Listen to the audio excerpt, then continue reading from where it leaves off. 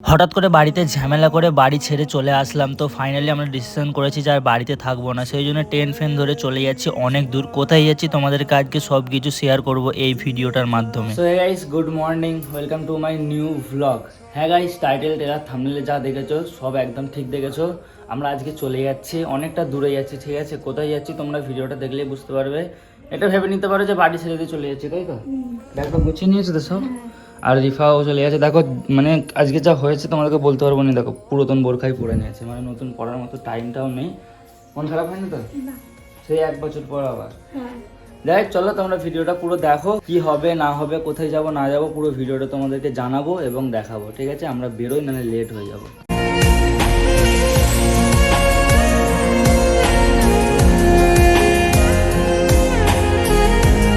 তো guys, finally আমরা চলে এসেছি হচ্ছে বড়গাছিয়া স্টেশনে। এখান থেকে আমরা যাব হাওড়ায়।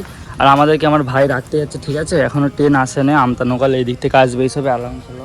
তোমার কেমন লাগছে? গান দুঃখ করছি তো করে পুরো 1 বছরের জন্য যাচ্ছি। এবার তোমরা হয়তো ভাবছো যে আমরা কোথায় যেতে, তো তোমাদেরকে বললাম যে এটা ভিডিওটা পুরো দেখো, তাহলেই সব জানতে পারবে। ট্রেন আসুক, ট্রেনের ওয়েট করি। তো ট্রেনের অপেক্ষা করতে করতে ফাইনালি কিন্তু এখানে ট্রেন চলে এসেছে। তারপরে ট্রেনে উঠে পড়েছিলাম, দেখতে দেখতে হাওড়ার কাছাকাছি চলে এসেছি। তো ফাইনালি কিন্তু হাওড়া স্টেশনে চলে এসেছি আমরা। সত্যি বলতে হাওড়া স্টেশনে এসে অনেকটা আনকমফোর্টেবল লাগছে আমাদেরকে। গাইস, ফাইনালি আমরা নেমে পড়েছি ট্রেন থেকে। দেন এখন যাচ্ছি, এই যে সামনে হাওড়া ব্রিজ দেখতে পাচ্ছ। এবার তোমাদেরকে আসল কথা বলি, আমরা না পালিয়ে যাচ্ছি না কোথায়, আমরা কি করতে এসেছি? ব্যাপার হয়েছে গাইস, আমরা শপিং করার জন্য এসেছি, ঠিক আছে? হাওড়াতে আমার ভাই এসছে, আমার মাও এসছে। ওই যে মায়েরা আগে আছে, খালাও আছে। আর এখানে ভাই লাভ দিয়ে কত কত ভিড় দেখতে পাচ্ছি। কেমন লাগছে ভিড়টা? বহুত পরিমাণে ভিড়। হ্যাঁ, এটা হাওড়া ব্রিজ।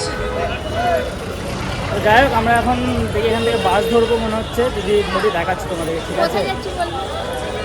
ওই তো শপিং মলে যাচ্ছি, শপিং করতে যাবো, সব দেখতে পাবো। তো গাইস, এখান থেকে আমরা এখন বাস ধরবো, ঠিক আছে? ওই জন্য বাসের এখানে স্যার দেখো ব্রিজটা কত সুন্দর লাগছে। কেমন লাগছে ব্রিজটা? সেই লাগছে।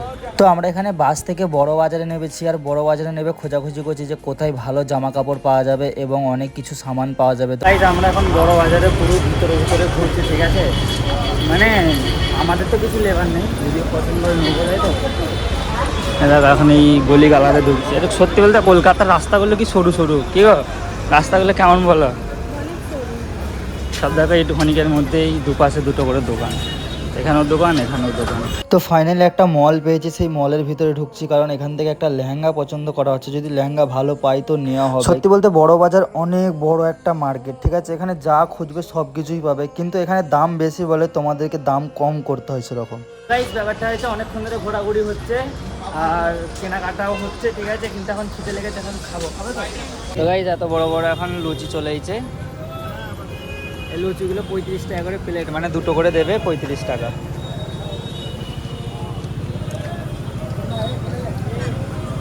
কি বেকার টেস্ট, ভালো খেতে। রাজুদার পরোটা খেতে মনে হচ্ছে, শিয়ালদায় লাগবে রাজুদার পরোটা খেতে। শিয়ালদা ফেলে চলেছি, শিয়ালদাই দিয়ে কোথা। তো খাওয়া দাওয়া করার পরে আবারও বেরিয়ে পড়েছি দোকান খোঁজার জন্য। তো খোঁজাখুঁজি তো একভাবে করেই যাচ্ছে। সত্যি বলতে গেলে বড় বাজারটা এত বড় না যে খুঁজে খুঁজে পাচ্ছি না যে কোথায় কি নেবো। তো গাইস, ব্যাপারটা হচ্ছে আমরা অনেকক্ষণ ধরে ঘুরছি, ঠিক আছে, এই মার্কেটটাতে। তবে আমার মায়েরা সব আলাদা চলে গেছে, আমরা 3 জন আছি, রিফা, আমি আর আমার ভাই আগে যাচ্ছি। এখন আমি পাকিস্তানি চুড়িদারের পিস খুঁজছিলাম, ভাবলাম বিক্রি করবো, তাই তো?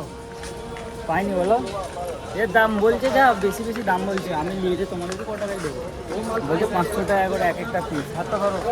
তো ঘুরতে ঘুরতে হঠাৎ করে আমার ভাইয়ের একটা শার্ট পছন্দ হয়ে যায়, ওই জন্য ভাবছে যে নেবো কি নেবো না। রিফা এখানে বসে বসে মন খারাপ হয়ে আছে। কারণটা কি জানো? কারণটা তোমাকে একটু পরে বলছি। কোনটা নিলি দেখি?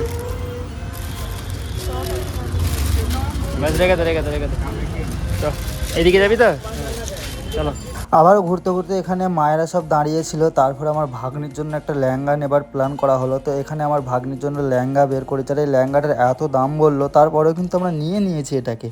সব কিছু পছন্দ হয়ে গেছে তো? কিনে দিন তোমাকে কিছু? কেন সবই তো দিল? তুমি শাড়ি নেবে? হ্যাঁ, বেচারি রাত করেছে গাইস, এই শাড়ির দোকানে বসে বসে শাড়ি দেখছে। কারণ এই দোকানটায় এমন মায়েরা সব ঢুকেছে কেনার জন্য, কি কিনতে জানি না। তো রাগ করেছে, কারণ এই শাড়ি নেবে বলছিল একটা, সেখানে দাঁড়ানো হয়নি, আমরা এদিকে চলে এসেছি। এখানে বলছে একটা কিনে নাও, নেবে একটা? দেখে চল, কোনো কথা নেই, নেবে? ঠিক আছে, নিতে হবে না। আর আজকে এত পরিমাণে গরম রেখেছে, সারাটা দিন হেঁটে হেঁটে আমরা পুরো টায়ার হয়ে গেছি। সেই জন্য এখানটা করে পুদিনা পাতা নেবু দিয়ে কী সব একটা জুস বানিয়েছে, সেই জুসটা খাচ্ছি। এই জুসটা খেলে সত্যি বলতে শরীরে অনেক পরিমাণে এনার্জি এসে যায়, তো সেই জন্য এই জুসটাকে এখানে খাচ্ছিলাম।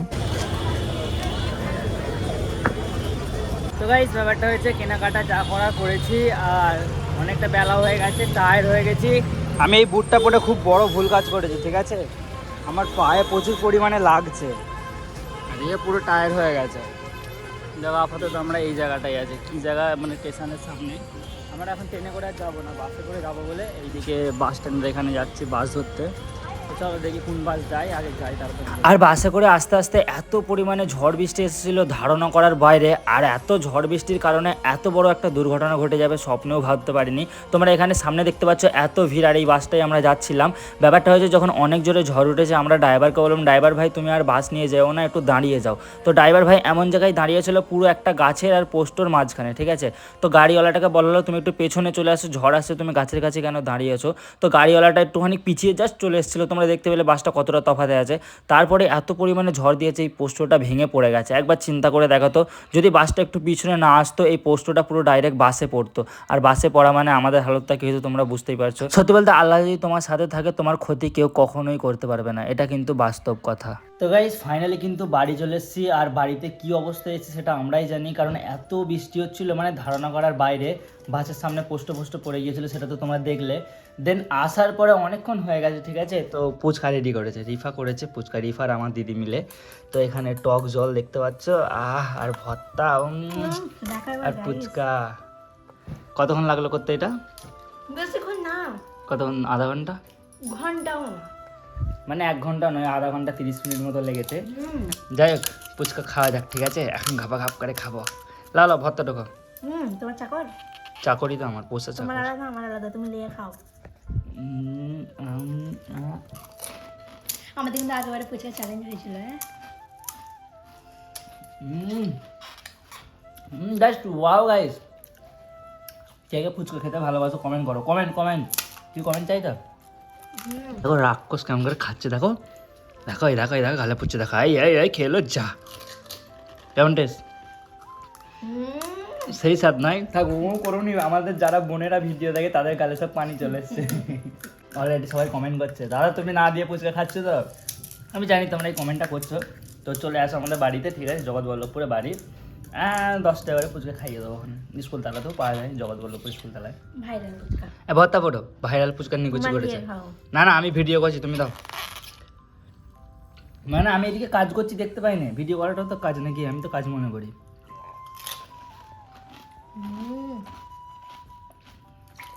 ফুচকা লাভার। আমি 2টো ফুচকা খেয়েছি, হ্যাঁ?